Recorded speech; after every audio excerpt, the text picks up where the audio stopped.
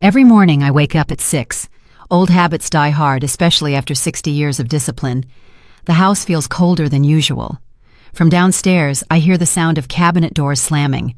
Melissa, my daughter, already up, already in command. She's probably preparing breakfast for her husband Tyler. 30 minutes later, there's a knock on my door, not out of courtesy, but to make sure I'm still alive. "Mom, you awake?" Her tone is brisk, not caring, just efficient. "I am," I reply, as always. "Breakfast in 15. Don't be late." The sound of her heels fades away. I sit on the edge of my bed for a moment, letting the stiffness settle in my bones. My room is on the ground floor. It used to be the guest room before they offered it to me when Daniel died. Offered was the word Melissa liked to use. It made her feel generous. This house, my house, was built 20 years ago, back when Daniel and I still dreamed in blueprints and not in silence. We designed every line, every window to face the morning light from the bay. But when Daniel passed, Melissa took over, as if the deed itself had shifted through grief. "It's better if you stay with us, Mom," she had said. I let her believe that I needed her charity. She never knew I was the one who bought the place. I pull on a sweater and glance in the mirror. The woman staring back looks older than I remember. Soft gray hair, pinned neatly, face calm, eyes still sharp. My hands, once steady for drafting and sketching, are slower now. But they still remember every inch of this house. From the kitchen, I hear Melissa's voice rise again, half arguing, half instructing. "No, Tyler, not those plates, the new set. We have guests tonight." She doesn't mean guests. She means her clients, the people she wants to impress. When I finally walk into the kitchen, the air smells of burnt toast and ambition. Tyler is at the table, flipping through his phone, pretending to listen. Melissa turns when she hears me. "Morning, Mom. Hope you slept well." "As well as anyone can under your roof," I say lightly. She doesn't catch the edge. She slides a bowl of oatmeal toward me. "We're splitting the grocery bill this week. Tyler and I think it's fair, since you're part of the household." "Fair," I echo, stirring the bland gray paste. "Of course." Melissa sits opposite me, folding her arms. "And the utility bills, too. We all have to contribute." I nod, not looking at her. "Just let me know how much I owe." "That's the spirit," she says, satisfied. I glance around the room. The marble counter I chose, the pendant lights Daniel installed, the faint crack in the tile we promised to fix one day. Everything here still breathes his memory, yet I'm treated like a tenant. Melissa leans back, sipping her coffee. "You're our guest now, Mom. Make yourself comfortable." I smile faintly, hiding the ache behind my breath. A guest, I think, looking toward the window where sunlight glints off the bay. In the home I built. The spoon rests in my hand. The waves outside shimmer quietly, reflecting nothing but restraint. I sat by the window, watching the magnolias bloom in the backyard. Spring in Monterey had a kind of calm that almost hurt to look at. Daniel had loved this season. We used to sit on the porch of our old house, drinking tea and pretending the world outside was still kind. Sometimes I wonder what he'd say now, if he'd approve of the lies I live with, or scold me for keeping them this long. Daniel believed in truth the way architects believe in straight lines, not always easy, but always right. The hum of a car engine pulled me back from my thoughts. Melissa's SUV rolled into the driveway. She came home earlier than usual, wearing that look she always wore after talking numbers all day, tight, precise, impatient. I stayed where I was until she entered the kitchen. "Mom, we need to talk. She placed a white envelope on the table, like it was a peace offering, or a bill, maybe both. "What's this?" I asked, though I already knew. "Shared utilities." She said it as if she'd rehearsed the line, "It's only fair that we all contribute." I unfolded the paper. In her tidy handwriting, electricity, water, groceries, $600. "That's very specific," I said quietly. "It's transparency, Mom. You always taught me that design is about balance. So is family." I looked at her. The irony hung there, soft and cruel. "Balance," I repeated. Tyler walked in, adjusting his tie, phone pressed to his ear. He gave me a polite nod. The kind people give a stranger on a bus. When he hung up, he added, "It's just easier this way. We're all adults, right?" "Of course," I said. "Adults." Melissa seemed relieved. "Good. I'll add it to the monthly transfer. I'll send you the routing details." She turned toward the fridge, humming like nothing had happened. I watched her back, her perfect posture, her curated tone. She'd become a professional even in her own home. When Daniel and I built this house, we never meant for it to become a ledger. It was supposed to be a place of light and laughter. I remember how he once said, "Homes aren't made of walls, Zara. They're made of forgiveness." Now it was made of invoices. I folded the paper neatly, like it was something sacred, and set it aside. "Thank you for the reminder," I said. Melissa smiled, satisfied, already moving on. "Dinner's at 7. Don't be late." When she left, the kitchen grew quiet again. The sunlight hit the counter, reflecting off the chrome kettle. It was a beautiful house, too beautiful for the kind of love that lived inside it. By mid-afternoon, the heat pressed down like a heavy hand. The air conditioner had stopped working again. Tyler stood by the thermostat, tapping it like a broken clock. "Guess it's done for," he muttered. "We'll need a repairman." Melissa's voice came sharp from the hallway. "Do we really? That thing's a money pit." "It's 90 degrees outside, Mel." "Then open a window." I stood in the doorway, watching them. The air felt thick with more than heat. "I can pay for half the repair," I said quietly. Melissa turned, arms crossed. "No, Mom, that's not how this works. Either you start paying properly or what?" I asked. "Or you find somewhere else to stay." The words landed hard, louder than she meant.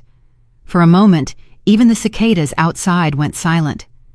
Sophie appeared in the hallway, holding her sketchbook. Her big brown eyes darted between us. "Mom?" she whispered. Melissa's face softened. "Sweetheart, go upstairs. Grandma and I are just talking."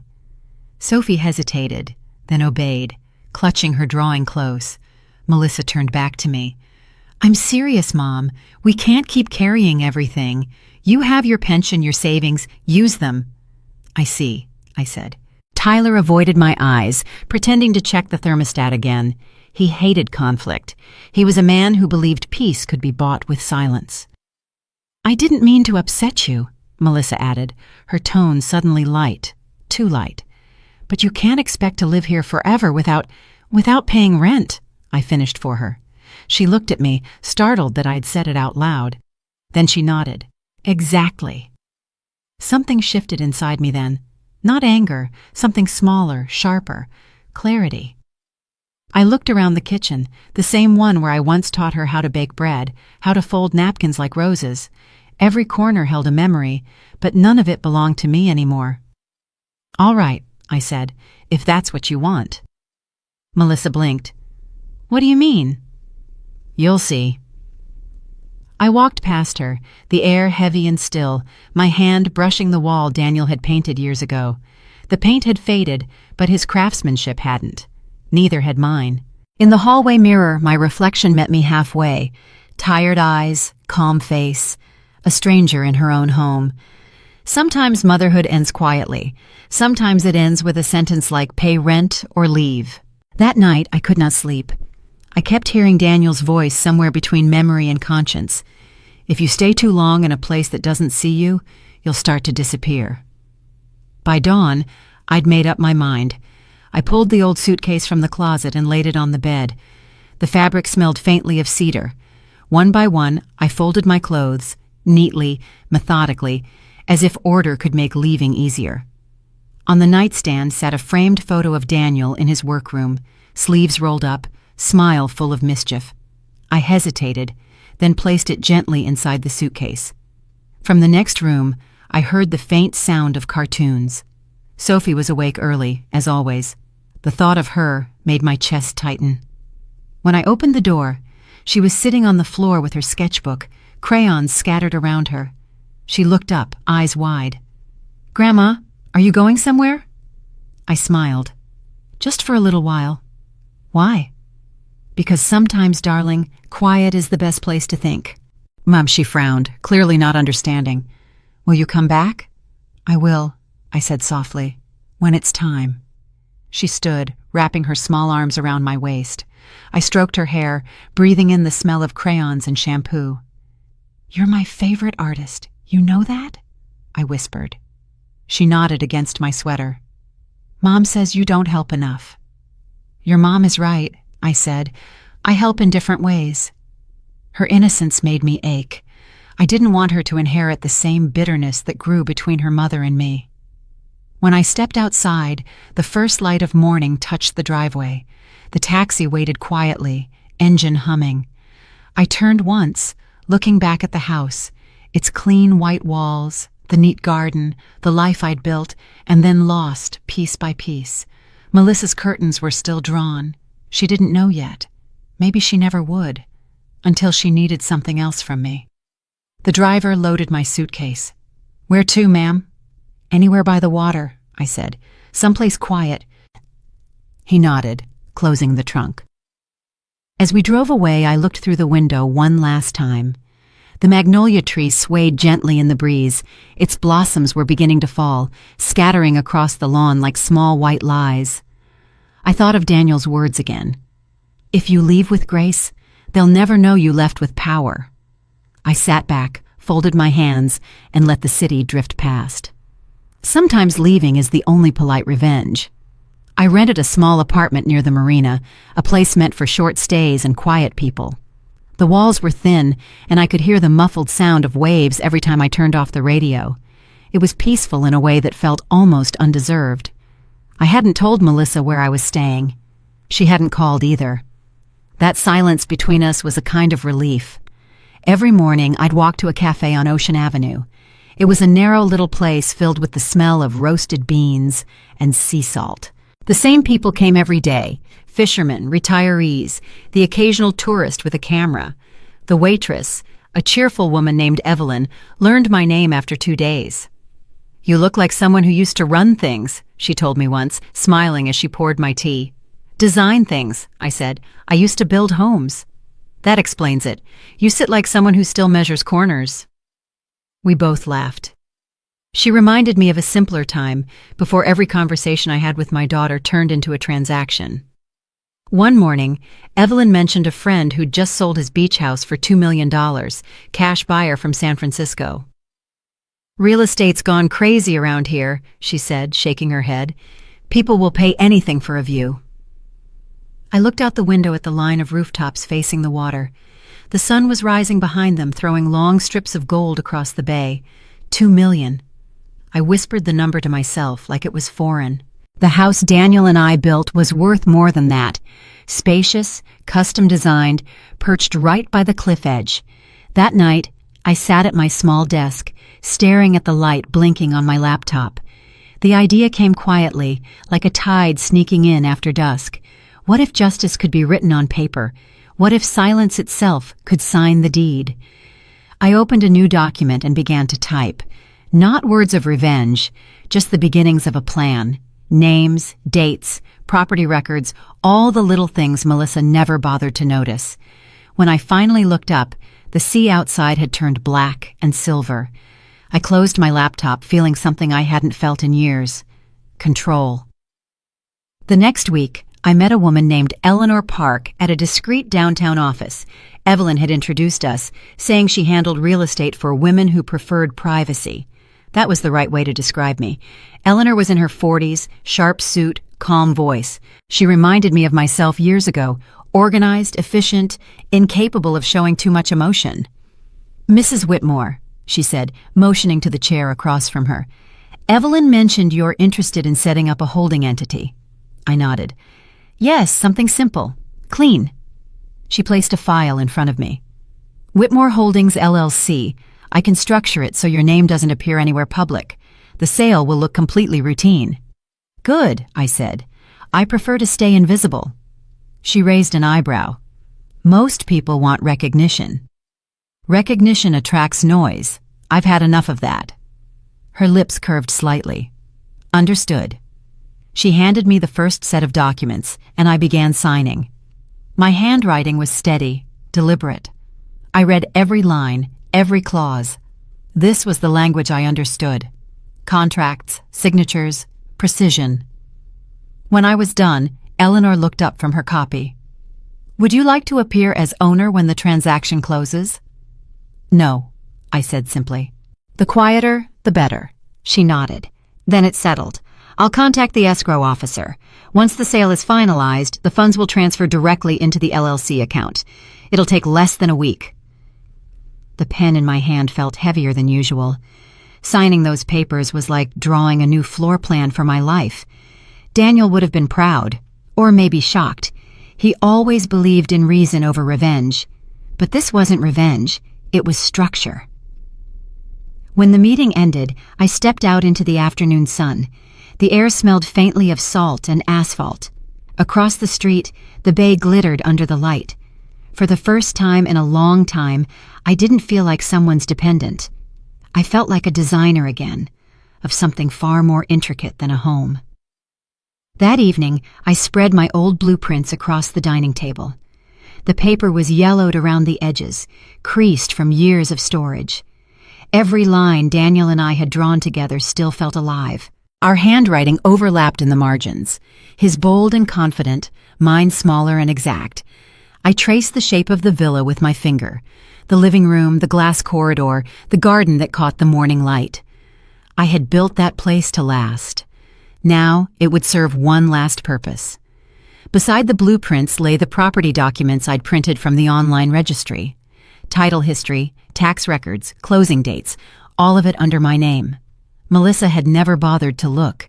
She assumed everything belonged to her now, because she said it loudly enough and often enough for others to believe it.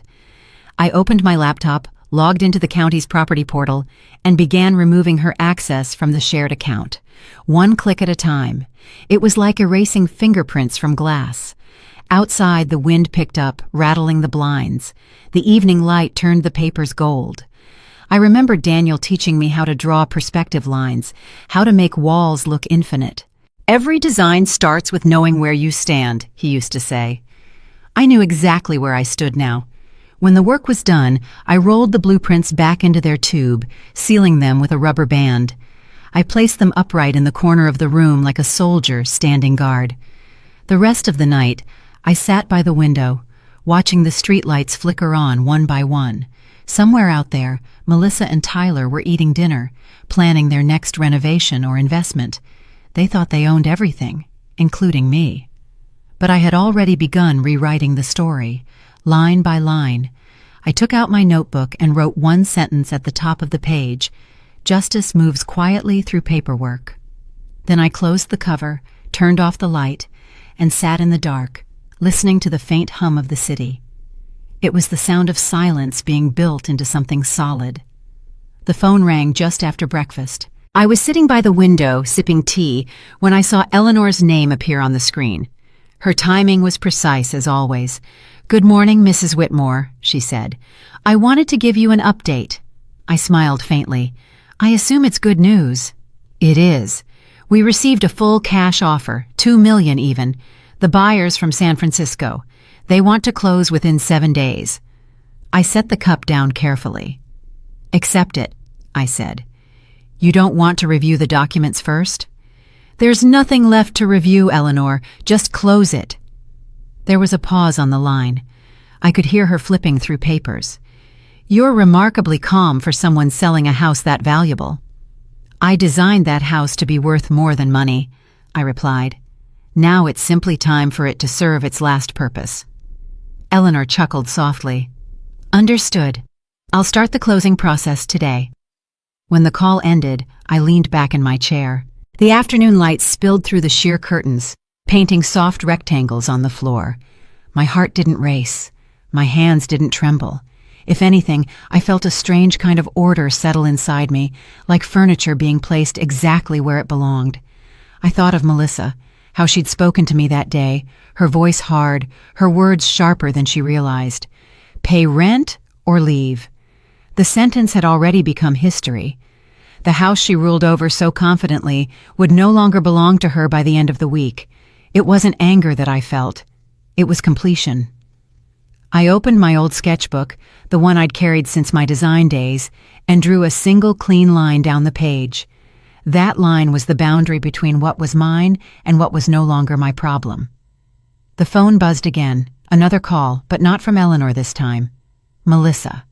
I let it ring twice before silencing it.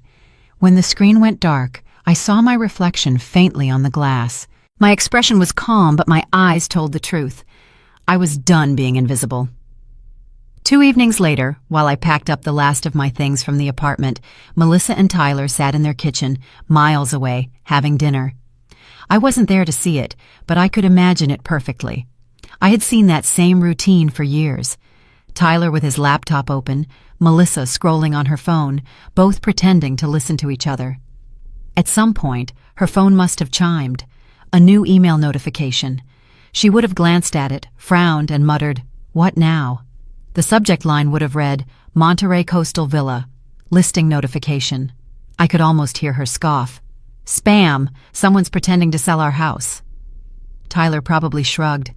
Must be a mistake. Don't open it. But she did. She always did. And when she saw the photo of the house, their house, along with the listing price of $2 million, I'm sure her face went pale for just a second before the pride returned. Ridiculous, she would have said, closing the email. Mom couldn't even turn on a computer without asking for help. They must have laughed. Tyler might have poured himself another glass of wine, brushing off any unease. Meanwhile, I sat quietly in my small kitchen, watching the steam rise from my cup of tea. I didn't need to see their reactions. I could already feel them. Arrogance had a particular scent. It lingered like cheap perfume. Outside, the wind picked up. The blinds trembled slightly. I imagined the villa standing by the coast, windows glowing softly in the dusk.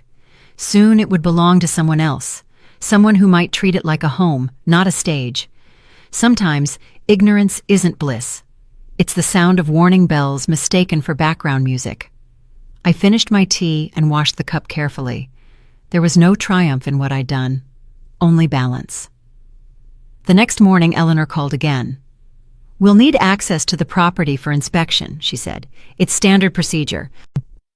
I understand, I told her. Do what's necessary. That afternoon, she drove to the villa. Tyler opened the door, still in his work shirt, looking half distracted. Can I help you? He asked. Yes, I'm here to confirm access for the property inspection. I just need your signature on this form.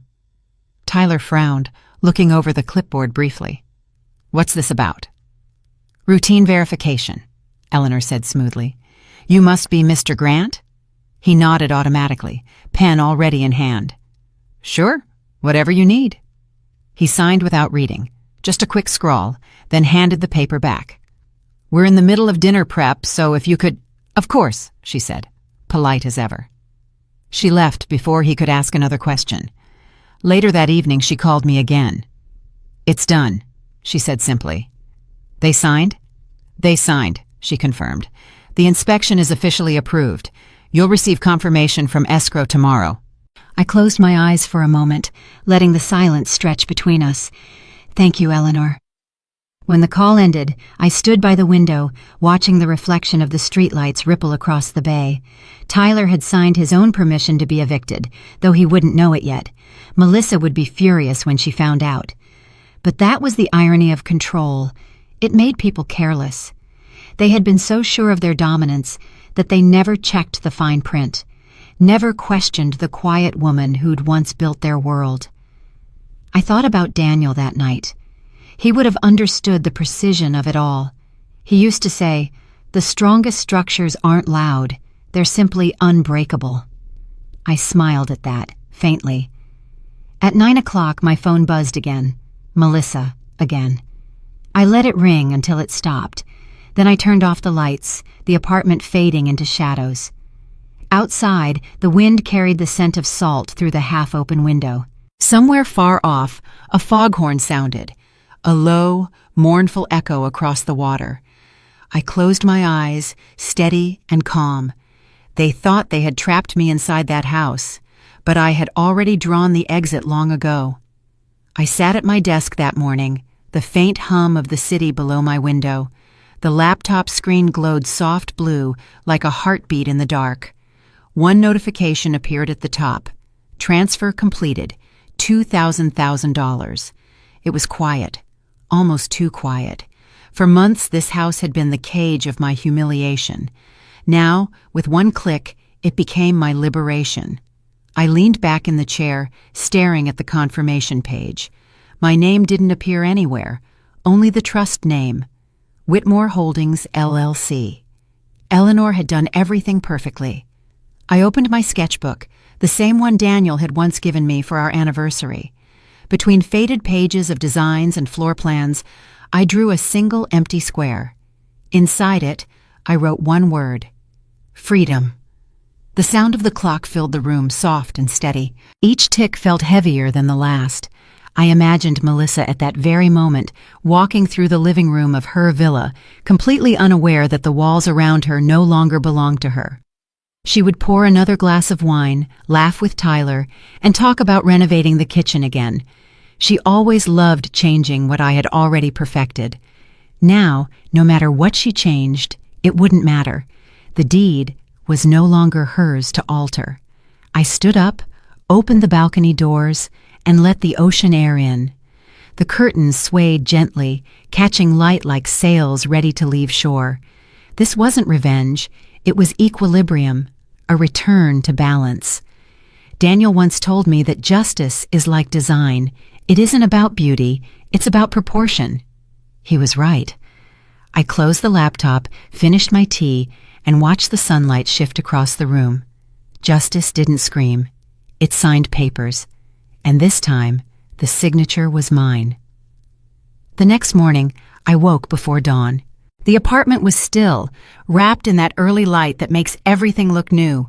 I turned on my computer again, logged into the bank account, and saw the balance. More money than I had ever seen sitting still in one place. Then I clicked transfer funds. $100,000 to the Golden Bay Foundation. In the memo line, I typed, "In honor of Daniel Whitmore, builder of kindness." It was strange how peace could arrive through something as cold as numbers on a screen. When Daniel and I built our first home, he used to say, "Walls don't make a family, grace does." I had forgotten that somewhere along the way. The last few years had been about survival, about pretending not to notice how my own daughter looked at me like an obligation.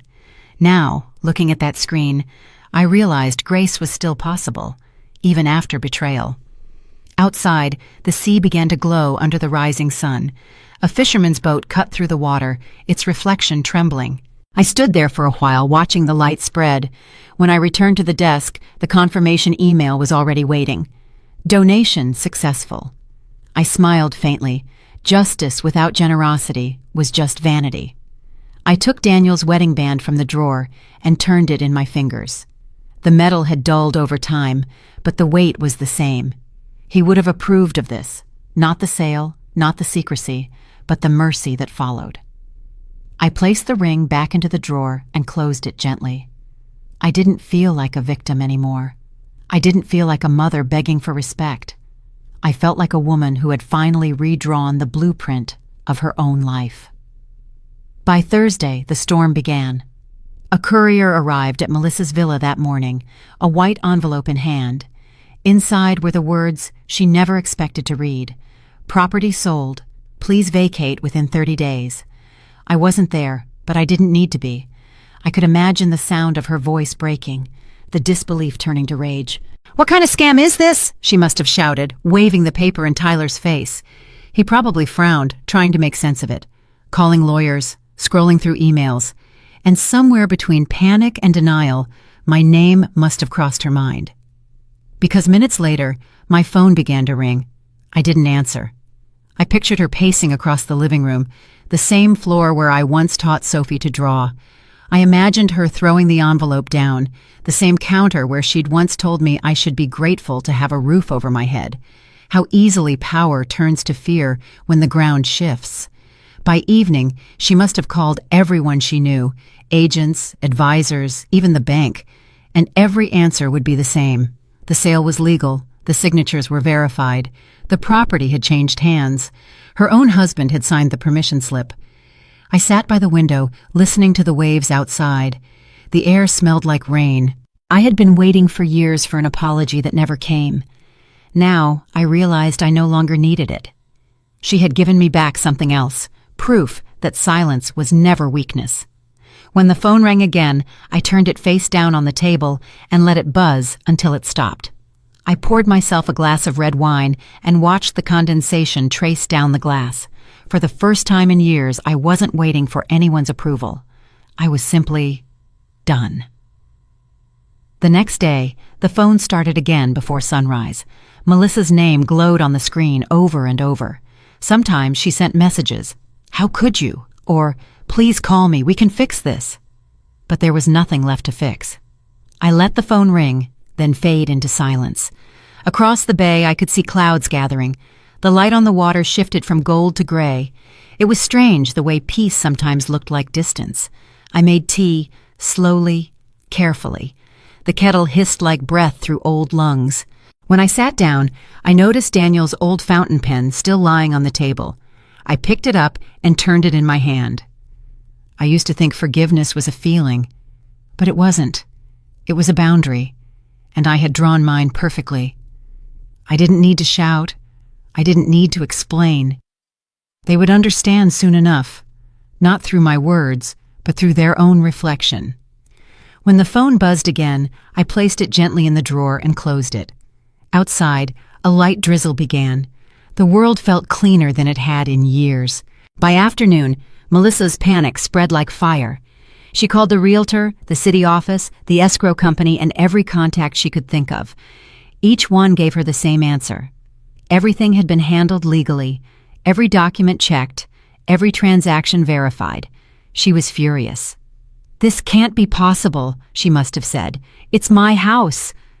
No, it wasn't. Not anymore. Tyler sat beside her, pale, silent. He hadn't said much since realizing what he'd signed.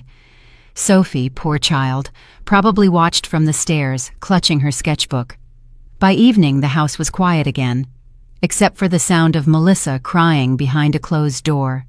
And somewhere, deep down, I think she finally began to understand what she had done. I didn't need to see it. I could feel it. That moment when arrogance collapses into recognition. I poured another cup of tea and turned on the radio. The familiar voice of a local host drifted through the room, talking about the sudden storm over the bay. Rain began to fall against the windows. I thought about everything that had led to this, the envelopes, the signatures, the years of being treated as furniture in a house I designed. Now the tables had turned, and yet there was no victory in it, only stillness. Somewhere across town, my daughter sat in the same silence I had once lived in. For years, she taught me how it felt to be small. Today, she learned what it meant to be seen. The rain grew heavier, blurring the lights outside. I watched the drops race down the glass until they disappeared into the shadows below. Sometimes justice doesn't roar, it whispers. And tonight, its whisper sounded a lot like rain. The next morning, the rain hadn't stopped. The sky looked heavy, swollen with clouds. I was pouring tea when the phone rang again. This time, the name on the screen was Sophie. I hesitated, then I answered. "Grandma?" Her voice was small, trembling. "Mom's been crying all night." I didn't respond right away. The only sound was the rain tapping softly on the windowsill. "She said you sold the house," Sophie whispered. "Is that true?" "Yes," I said. "It's true." "Why, Grandma?" I took a breath, watching the steam curl above my cup. "Because sometimes, sweetheart, people need to learn what they've taken for granted." She was quiet for a long time. Then softly, "Are we going to lose everything?" I smiled faintly. "You won't lose me." The words seemed to surprise her. She didn't know what to say next. I could hear Melissa's muffled voice in the background, sharp, exhausted. Tyler shouting something about lawyers. Then the phone clicked. Sophie's line went silent. I held the phone to my chest for a moment. In that silence, I realized this was the only call I had wanted all along, the voice of innocence untouched by greed. I went to the window. The bay shimmered under gray light. The bonsai on the sill glistened with raindrops, each leaf trembling gently. Daniel once told me, "Storms don't ruin gardens, they reveal which roots are real." Now, as I looked at the little tree, I understood what he meant. Sophie would be fine. She would learn that truth early, through pain, not resentment. And perhaps one day she would remember her grandmother as the woman who taught her that love doesn't always sound like kindness. Sometimes it sounds like rain. That night, I couldn't sleep. The storm pressed against the house, wind howling through the gaps in the window frame. I sat on the couch with a blanket, the radio humming low. Melissa hadn't called again. For the first time in years, my phone stayed quiet, and I realized how peaceful that silence could be. I thought of the day I moved into this house, the way Melissa had insisted on rearranging everything, the furniture, the colors, even the light. She said it needed to feel younger. Now the rain streaked down those same windows she once decorated, washing away her fingerprints. Justice doesn't erase, it restores. I got up, opened the front door, and stepped outside under the awning. The air smelled of wet salt and pine. Across the street, lights flickered inside other houses, warm and calm. Everyone was safe in their own homes tonight. And I finally was, too. When I went back inside, I saw the bonsai again. Its soil darkened by moisture, its branches steady. I trimmed one leaf, just one. The scent of rain and sap filled the air. The radio played a soft piano piece, delicate and slow. Each note fell like water. I closed my eyes and let it all sink in. The house, the quiet, the life that finally belonged to me again. 2 days later, my neighbor brought the newspaper. He slipped it under my gate the way he always did. I didn't intend to read it, but the headline caught my eye. Local couple faces eviction after legal transfer of 2LM property. I didn't have to read the names. I already knew. The article described it as a shocking case of internal family conflict, citing undisclosed ownership details and verified transactions through trust entities. It was strange seeing my silence turned into a headline. I folded the paper carefully, placed it on the counter, and poured myself a cup of tea. The aroma of jasmine rose into the air, calm, unapologetic. For years I had read about justice happening to other people. Today it had quietly happened through me. I wasn't proud. I wasn't ashamed either. It simply was. I stepped onto the porch. The rain had stopped, but the air still carried its scent. Across the bay, light was breaking through the clouds. A fisherman waved from his boat. I lifted my hand and waved back. The world felt ordinary again. Peacefully, wonderfully ordinary. The next morning I was in the garden, pruning the bonsai again. The soil was damp, the leaves glossy. Sophie arrived just before noon, holding a small umbrella and a trembling smile. "Mom doesn't know I'm here," she said softly. I figured. She stood beside me, watching my hands move carefully through the branches. "Why do you cut it so much, Grandma?" she asked, "to help it grow stronger." She thought about that for a while, then nodded slowly. "Like people?"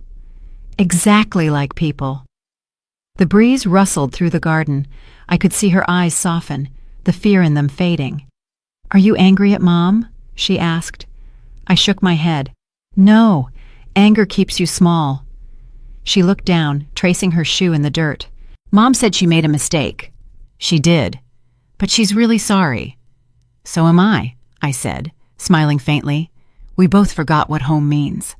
Sophie reached out and touched the bonsai. "It's beautiful," she whispered. "It's forgiving," I corrected. And for the first time since everything began, I felt something inside me shift. Not victory, not pride, just release. We spent the rest of the morning in silence, trimming, watering, cleaning. When she left, she turned at the gate and waved. The wind carried her voice back. "I love you, Grandma." I stood there, the shears still in my hand, the bonsai glistening in sunlight. That evening, I sat by the window, watching the light fade over the bay. The horizon looked silver, almost unreal. I took out a pen and a single sheet of paper. Dear Melissa, you once asked what I truly wanted. I wanted peace. Now that I have it, I hope one day you will too. I sealed the letter in an envelope and placed it beside the bonsai. Outside, the sea shimmered under the fading light. Daniel used to say, "Revenge is loud, justice is quiet." Now sitting there, I finally understood. I closed my eyes and listened. The waves, the breeze, the faint hum of life returning to order. I had redrawn everything. The lines, the house, even the meaning of love. Justice wasn't about punishment. It was about memory. And memory, when written properly, becomes peace. The last light touched the bonsai leaves, turning them gold. I smiled softly. Justice isn't revenge, it's memory, written down properly. The house was silent when I began to write. Outside, the rain had stopped, leaving the world washed and still. I sat at my desk, the same one where I'd once planned room layouts, now covered with envelopes and half-finished drafts. At first, I didn't know how to start. Every sentence felt too small, too formal, too late. Finally, I wrote, "Melissa, I know you don't understand why I did what I did. Maybe you never will. But I hope someday you'll see that it wasn't to hurt you. It was to remind you." I stopped there. My hand trembled slightly. The pen Daniel had once used to sign our first mortgage rested between my fingers. He used to say, "Paper remembers better than people." Maybe that's why I chose letters instead of calls.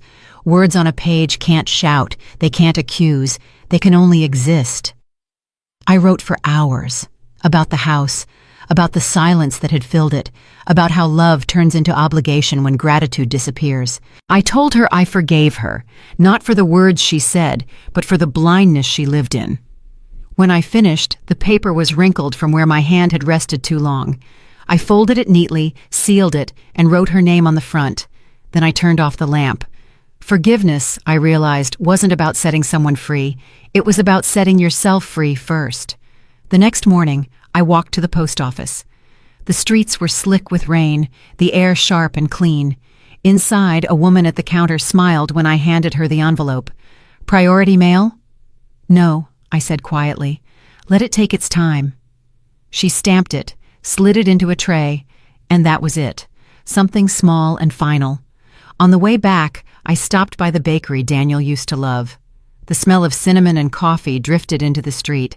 I hadn't been there in years. The woman behind the counter was new. "For here or to go?" "For memory," I almost said. Instead, I ordered tea. I sat by the window watching cars pass, holding the cup between my palms. Across the street, a child laughed, running through puddles. The sound reminded me of Sophie, that unguarded joy children have before the world teaches them conditions. The rain started again, soft and unhurried. It struck me that forgiveness didn't need to be announced. It didn't even need to be received. It just needed to exist. By the time I finished my tea, the letter was already on its way, and I felt lighter, as if a door had quietly closed behind me. I walked home without an umbrella. The rain touched my hair, my hands, my face. It didn't sting anymore. I didn't know when she received it. But one evening, my phone lit up with a message. "Mom read your letter." It was from Sophie. Nothing more, nothing less. I sat on the sofa, the room filled with amber light from the setting sun. I didn't reply. Somewhere, Melissa was probably sitting with that letter in her lap, eyes red, voice caught between pride and regret. I didn't need to imagine the words. I had written them from the truth of silence, not guilt. She would finally read the part where I said, "You called me a guest, but I was never visiting. I was waiting for you to come home. Not to this house, but to yourself. For years, she thought she owned everything. Now, for the first time, she had to hold something she couldn't control. My forgiveness. That's the hardest kind of inheritance." Outside, the sky turned violet, the sea calm again. I realized how much of my life had been spent waiting for her to understand what love truly meant. Now, I didn't need her understanding anymore. just her peace. That night I lit a candle. The power had flickered from the storm earlier, and the soft flame filled the room with amber warmth. I placed the candle beside Daniel's picture, the one from our anniversary in Charleston. He was smiling the same way he always did, gently, knowingly. "I did it," I whispered. "And it's done." The flame bent slightly, like it was listening. I sat back, watching shadows dance on the wall. For the first time, they didn't look lonely. They looked alive. Forgiveness is strange. It doesn't erase memory. It just changes the light it's seen in. I thought about Melissa again, not as a daughter who failed me, but as a woman still learning. Maybe that was enough. The candle flickered once more before settling into a steady glow. Peace didn't arrive with a sound. It arrived like breath. I closed my eyes and exhaled. The air smelled faintly of salt, wax, and rain. And somewhere in that quiet blend, I found Daniel again. I woke before sunrise. The candle had burned down to a small pool of wax. Outside, the first birds began to call, shy and scattered. The sea looked silver blue, like silk spread across the horizon. I made tea and sat by the window, the cup warm in my hands. The house was utterly silent. For years, silence had felt like punishment. Now it felt like sanctuary. The letter was gone, the conflict ended, but the story, the real story, was just beginning. I looked around the room, the sketches, the bonsai, Daniel's photo, the faint light tracing the edges of everything. It was all still mine, not because I owned it, but because I remembered it properly. That was the difference. People spend lifetimes chasing closure, but closure isn't a door that locks behind you. It's a window that opens quietly when you're no longer afraid of what's outside. The sun began to rise, casting golden patterns across the floor. I smiled. Somewhere, miles away, my daughter might have been waking up too. Not yet healed, but maybe softer.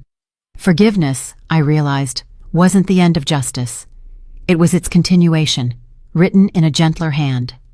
I sipped my tea and watched the light move. The idea came quietly, not as a plan but as a feeling.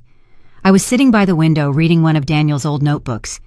Between sketches of staircases and balconies, there was a quote written in his handwriting: "Design is mercy made visible." I traced the words with my finger. Mercy made visible. That afternoon, I called Eleanor. She answered on the second ring. "Zara, are you all right?" "I am," I said, "but I need your help with something new." We met at her office downtown, the same place where I had signed away the house weeks before. The scent of ink and paper still filled the air. "I want to start something," I said. "A foundation for women my age who lost their homes, or their dignity, or both." Eleanor looked at me for a moment, then smiled. "What will you call it?" I didn't have to think. "The Golden Shell Initiative." Her pen hovered over her pad. "That's beautiful," she said. "Daniel used to say a shell is what's left when the ocean forgives the shore." We began to outline the structure. Simple, clean, transparent. No debts, no illusions. Just help, quietly given. By the time we finished, the afternoon light had turned gold against the walls. I looked around the office, realizing I hadn't felt this alive in years. Justice had ended. Creation had begun. Week later, we met again. Eleanor, 2 advisors, and me. They talked in terms of budgets, filings, bylaws. I listened, nodding, learning each unfamiliar word like a new language. When one of them asked, "What's your mission statement, Mrs. Whitmore?" I smiled. "To turn quiet survival into quiet strength," I said. They looked at each other, surprised. Then one of them nodded slowly. "That's elegant." We signed documents, notarized pages, sealed folders. The process felt strangely familiar: paper, pen, signature. But this time, it wasn't about reclaiming what was taken. It was about giving what remained. When everything was done, Eleanor handed me the final file. "It's official," she said. "You've built something real." I took the folder and felt its weight. It wasn't heavy, not like guilt, not like resentment. It was solid, balanced. Outside, the rain had stopped. The light through the glass ceiling formed perfect squares on the table. "It's beautiful," I said. "What is?" Eleanor asked. "The symmetry of it all." She didn't ask what I meant. Maybe she already knew. The foundation opened quietly. No announcements, no press. Just a small room overlooking the bay, with 3 desks, 2 volunteers, and a single brass plaque on the wall. It read, "The Golden Shell Initiative, founded in memory of Daniel and Zara Whitmore, for mercy made visible."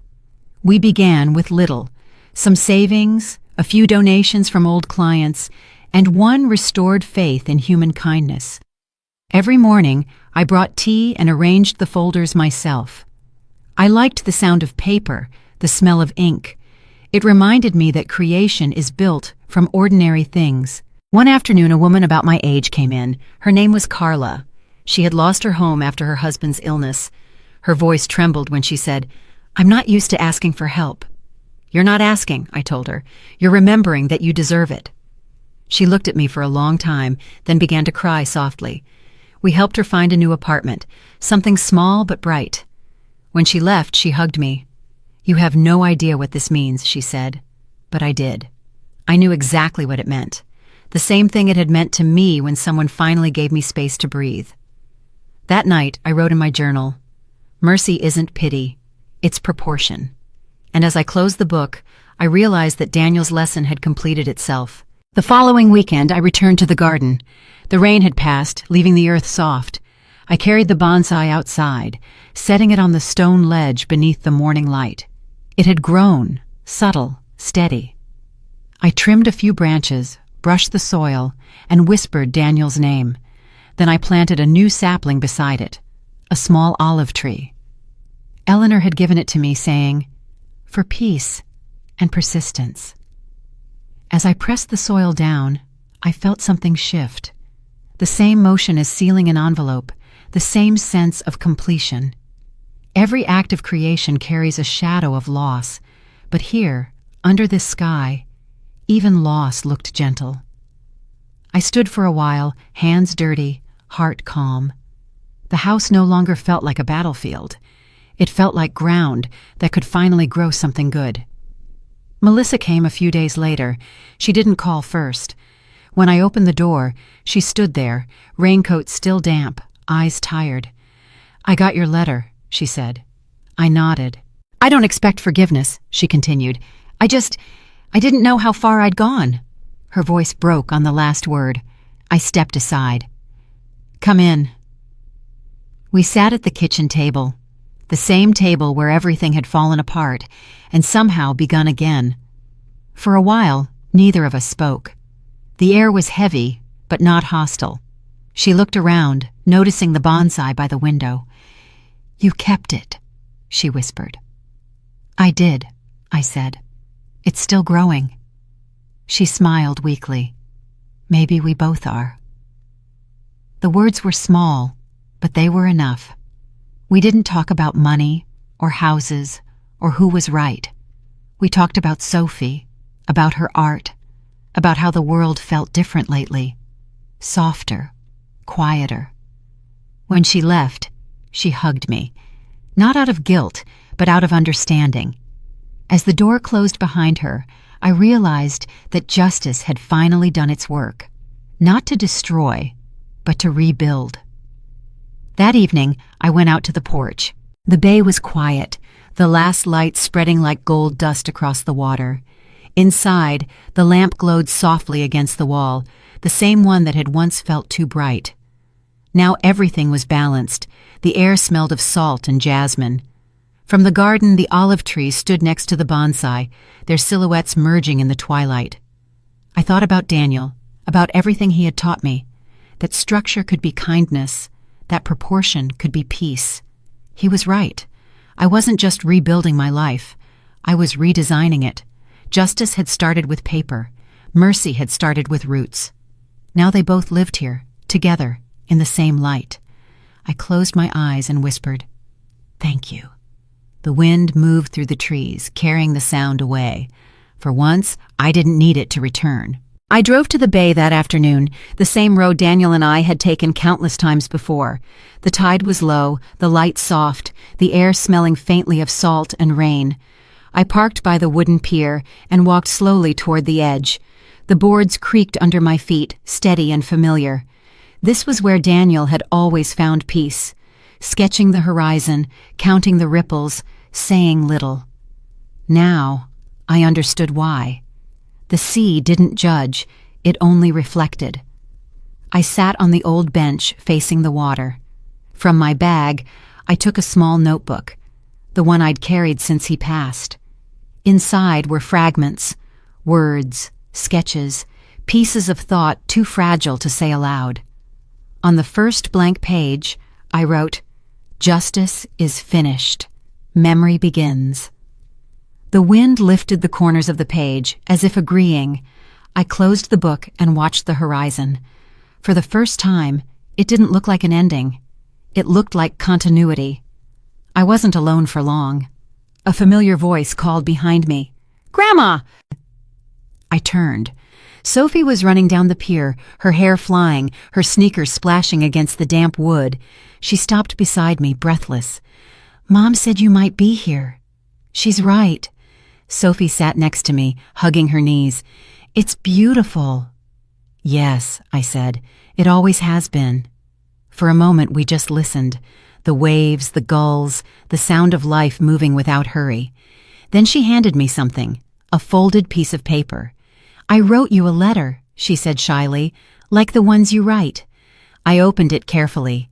The handwriting was uneven but clear. "Grandma, thank you for teaching me that being quiet isn't weak. It's brave." I looked at her and smiled. "You're learning faster than I did." She leaned her head on my shoulder. "I want to be like you when I grow up." "Better," I whispered. "Be better." The wind picked up, lifting a strand of her hair into sunlight. The world felt lighter again. We stayed there for a long time without speaking. The sea was calm, each wave folding neatly into the next. Sophie drew shapes with her finger on the wooden bench. Circles, lines, tiny hearts. "I used to come here with your grandfather," I said softly. "He said silence has its own kind of sound." Sophie looked up. "Like what?" "Like this," I said, gesturing to the open air, the distant hum of wind and water. She smiled. "It's nice." "Yes, it's peace." I took her hand and squeezed it gently. I wanted to tell her everything, about the pain, the lies, the house, the sale. But I didn't. She didn't need those memories yet. What she needed was the lesson buried beneath them, that peace can be built, piece by piece, when you choose truth over pride. The sky began to change color, pale blue fading to soft amber. Sophie sighed. "Can we stay a little longer?" "As long as we need," I said. And for once, time stopped chasing us. The first drops began as we stood to leave, light, gentle, almost polite, as if the rain itself didn't want to interrupt. Sophie laughed and held out her hands. "It's warm." "It's kind," I said. "Rain always is." We walked back to the car, not hurrying, not hiding. The air shimmered around us like glass. Each step echoed softly on the pier. Halfway there, I stopped. "What's wrong?" Sophie asked. "Nothing," I said. "I just wanted to look one more time." The bay stretched before us, infinite and familiar. The rain blurred the horizon until sea and sky became one. "That's what forgiveness looks like," I whispered. "Everything finally together." Sophie nodded, though she probably didn't fully understand. But someday she would. We kept walking, hand in hand, the rain falling steady and kind. Back home, I changed into dry clothes and made tea. The rain continued outside, tapping gently against the glass. I sat by the window, the same one that had witnessed everything: humiliation, justice, forgiveness. Now, it only held peace. The bonsai and olive tree stood side by side, their leaves glistening under silver light. I took my journal and wrote one last entry. There are many kinds of justice.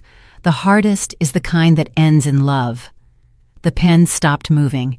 I closed the book and let it rest on the table. Outside, lightning flashed far away, silent, beautiful. It didn't frighten me anymore, because I knew storms don't end life, they renew it. I raised my cup toward the window, as if toasting the night. To you, Daniel, I whispered, and to everything we learned. The rain slowed to a soft mist. The house exhaled with me, calm and complete. I woke to the sound of gulls. The morning light filtered through the curtains, soft and pale. It was one of those rare days when the world felt both new and familiar. The house smelled faintly of rain and jasmine. I walked to the kitchen, poured a cup of tea, and opened the window. The air outside was cool, touched with salt from the bay. The bonsai stood on the sill beside the olive tree. Their leaves moved slightly in the breeze, whispering to each other. For a long time, I just watched them. I realized that for the first time in years, I had nowhere to be, no document to sign, no explanation to give. Only stillness. It felt strange at first. Then it felt right. I sat by the window and began sorting old papers. Letters, sketches, receipts. Fragments of other versions of myself. I kept a few, burned the rest in the small dish Daniel once used for incense. The smoke rose thin and straight, curling through the light. Nothing heavy, nothing bitter. Just release. By noon, Eleanor stopped by. She was carrying a basket of lemons from her garden. "Your office looks quiet without you," she said. "I think it's supposed to," I smiled. "Silence means the work is growing." She laughed softly and set the basket on the counter. "Carla asked about you. She said you changed her life." "I didn't," I said. "She changed it herself. I just showed her where to start." Eleanor nodded. "You know, you're the first client I've had who turned a contract into something that heals." "Maybe because paper never lies," I said. "It only reflects what we write on it." She studied me for a moment, as if memorizing something. "You've found peace, haven't you?" "I've found proportion," I answered, "and that's close enough." We shared tea, talked about the garden, about how the foundation was helping its first few families. When she left, she hugged me, not formally, but warmly. "Keep the light on," she said. "You never know who might need it." After she drove away, I looked around the house. It wasn't quiet anymore. It was alive with calm. Later that day, I found Daniel's old sketchbook. The pages had yellowed, edges curled from time. Inside were designs I had forgotten, villas, staircases, rooftops catching light. But between the blueprints, there were words, written in his small, neat handwriting. Every line should lead somewhere honest. I closed my eyes. That was Daniel, precise, thoughtful, always believing that beauty began with integrity. I turned to a blank page and drew my own lines. Not walls or windows, but paths. A bridge, a circle, a horizon that didn't end.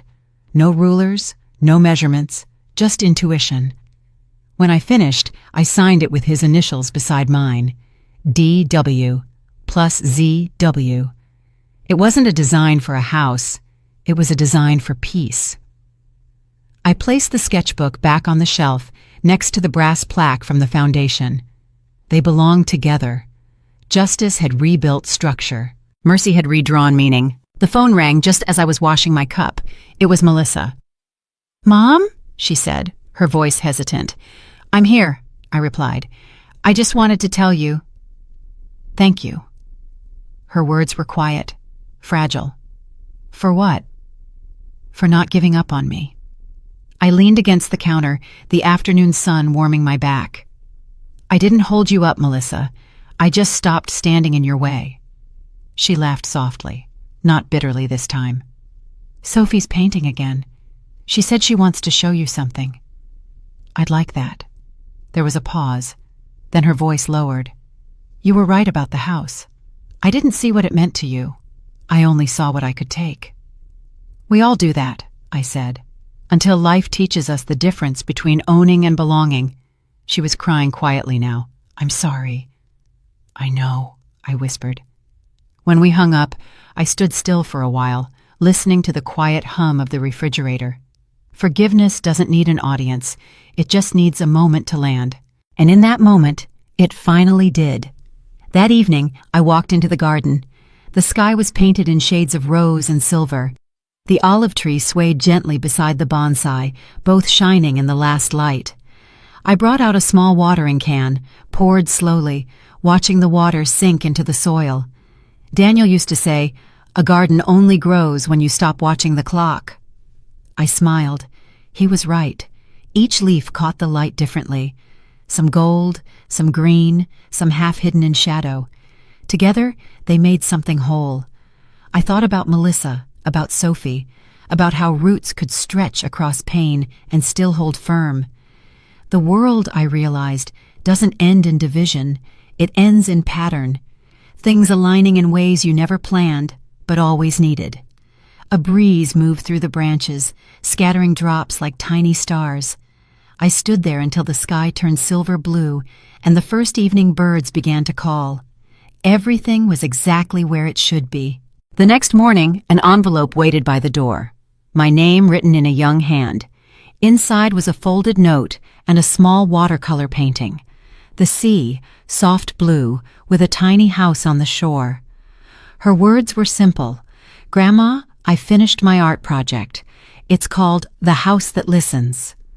I touched the paper, tracing the paint where it had pooled darker in the corners. That house, her version, stood open, full of windows.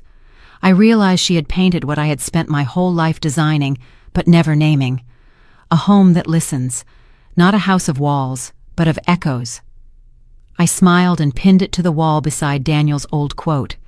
The two pieces looked like they belonged together. Somehow, they did. That night, I couldn't sleep. I sat by the window, watching the moon drift above the bay. Its reflection shimmered across the water, soft and infinite. The house was quiet. Even the clock seemed slower. I thought about everything. The shouting, the silence, the letters, the rain. Each one had carved something away until only truth remained. The bonsai cast a small shadow on the wall. I reached out and touched one of its leaves. It felt alive, strong, forgiving. Outside, the tide came in, pulling the moonlight closer. I whispered into the dark, "Daniel, we did it." The words didn't echo. They didn't need to. They simply settled, like the sea against the shore, steady and final. For years, I had tried to design perfection. Now I understood. Peace isn't perfect. It's proportion. The light shifted, and for a brief moment, I could see both my reflection and the seas in the same window pane. Two worlds overlapping. That was enough. The next morning, I walked along the shore. The tide had brought in small pieces of sea glass, smooth, colored fragments once sharp and broken. I bent down and picked one up, a small green piece that caught the sunlight. It was beautiful, not because it was perfect, but because time had softened it. I filled my pocket with them, not as treasures, but as reminders. Each one had survived something. The wind moved across the water, cool and steady. A pelican glided low over the waves, effortless, certain. I thought about all the things I had once tried to hold on to. The house, the arguments, the pride. None of them mattered now. What mattered was what remained after the storm. The glass, the calm, the clarity. When I reached the end of the beach, I turned back toward the sun. The world glowed gold again, quiet and complete. A month later, the foundation held its first small ceremony. We rented a room overlooking the bay. Nothing grand, just a few chairs, soft music, and a table with a single golden shell at its center. Reporters were there, but I asked them not to use my name. "This isn't about me," I said. "It's about what begins when people stop being afraid." Eleanor gave a short speech, her voice steady and bright. Carla spoke next, thanking the foundation for helping her start again. When they handed me the scissors to cut the ribbon, I hesitated. Then I smiled. "Let's not cut it," I said. "Let's just untie it." The audience laughed softly. So we did. The ribbon fell open, and light streamed in through the tall windows. In that glow, I saw everyone, not as stories of loss, but of survival. The golden shell caught the light, gleaming like a promise. That evening, I sat at my desk and wrote a final letter. I began simply, "My dearest Daniel, the house is quiet again, but it no longer feels empty. It feels alive with the things we built, not the walls, but the values. Melissa understands now. Sophie paints. The world keeps turning, softer than before. You once said design is mercy made visible. I finally see it. I built a home from silence, and somehow it listens." I paused, watching the ink dry. The room smelled faintly of sea salt and jasmine. Outside, the sky was dark, but the horizon glowed silver. I folded the letter and placed it beside the bonsai. No envelope, no address, just peace. Later, I stepped out onto the porch. The rain had stopped. The wooden boards still glistened under the moonlight. Across the bay, the distant lights of the town shimmered like small, steady stars. I turned on the porch light, something I hadn't done in years. It wasn't for safety. It was for welcome. If Melissa ever came back, if Sophie ever needed a place to rest, I wanted them to see it from the road. A simple signal. I sat down in the rocking chair, listening to the creak of the wood beneath me. The world was still, waiting, breathing. Somewhere beyond the trees, the ocean hummed. I closed my eyes and let it sing. Inside again, I passed by the window. For a moment, I saw my reflection layered over the garden, my face, the bonsai, the olive tree, and the sea behind them all. It was like looking into every version of myself at once. The woman who designed houses, the woman who lost one, the woman who built justice from paper, the woman who turned that justice into light. They were all still there, living quietly in the same space. I placed my hand on the glass. It was cool, smooth, real. Outside, the moonlight shimmered across the leaves, and the air was thick with peace. For the first time, I didn't feel the need to fix or explain anything. It was enough to exist. It was enough to remember. The next morning, Sophie and I walked to the water again. The air was light, the tide slow and steady. She picked up a small shell, golden and curved like a half-smile.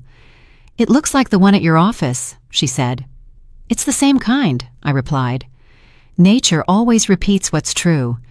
She turned it over in her hand, then offered it to me. "You keep it, Grandma." "No," I said. "You do. You'll know what to do with it someday."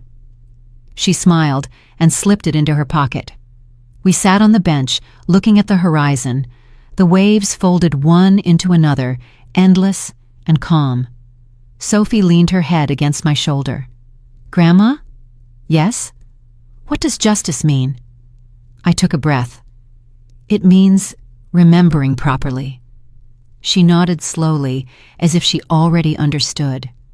The wind moved through our hair, carrying salt and light.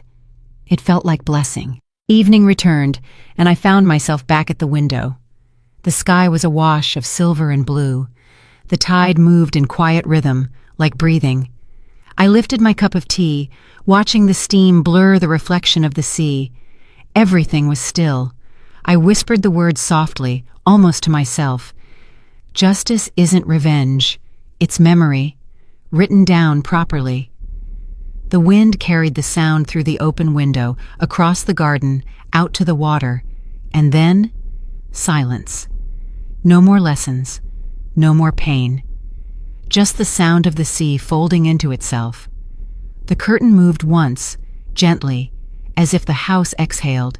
The light faded, but it did not go out.